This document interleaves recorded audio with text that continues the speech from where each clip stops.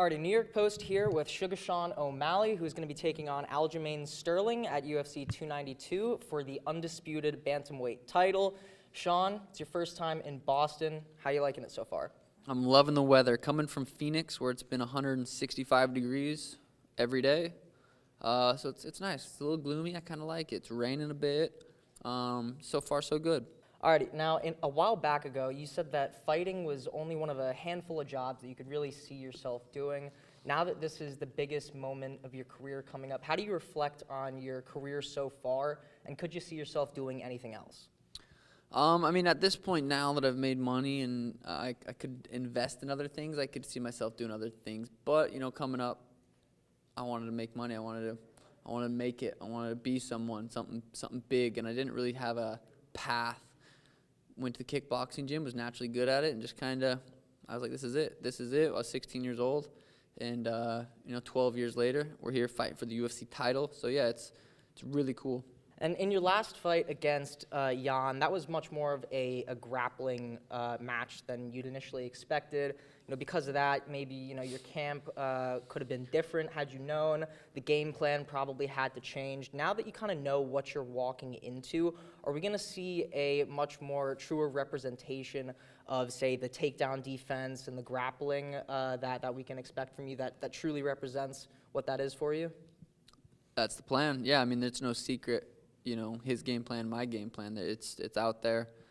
He's going to come, throw some hands, try to shoot, try to get under my shots. So, yeah, I mean, I'm definitely prepared to fight a grappler mentally rather than against Peter. I was like, okay, this dude's going to kickbox with me. I forgot how fast I am, though. I scared him a little bit, so it turned him into a wrestler. And I made a couple mental mistakes going into that fight, not preparing mentally for grappling. We're always, preparing physically for that stuff, but mentally it takes a different game plan. And I guess speaking of mistakes, that's something that you've said a lot. This is a fight where no one can really afford to make mistakes. If he gets a hold of you, that's not exactly a spot where you'd prefer to be in. And like you said, you can find that chin really easily if he stands with you for too long. Because of that, do you expect him to kind of bum rush you at the start of this fight, get the stand-up out of the way? Are you expecting him to come at you and just try and get this fight to the ground right away? Or do you think there's a chance that he, plays it out, see how it plays out on the feet? Yeah, I mean, I guess we get to find out Saturday night. But I do think, you look at most of his fights, and he kind of comes out with that spazzy style of really trying to push them up against the fence, trying to get it to the ground as soon as possible. So yeah, that's kind of what I'm expecting. But yeah, I mean, that's what is his other option not to do that. So, but that's the risk he's willing to take. If he wants to come in there spazzy, that's where I knock people out. I find people's chins when they do that. So this is a high risk, high reward game, and this is the highest level of it. Gotcha. And now also on this card is Chito Vera taking on Munoz, two people that you have faced before.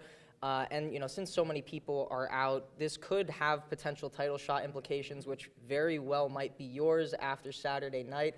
Could you see that being your first title defense, and who do you see winning that fight?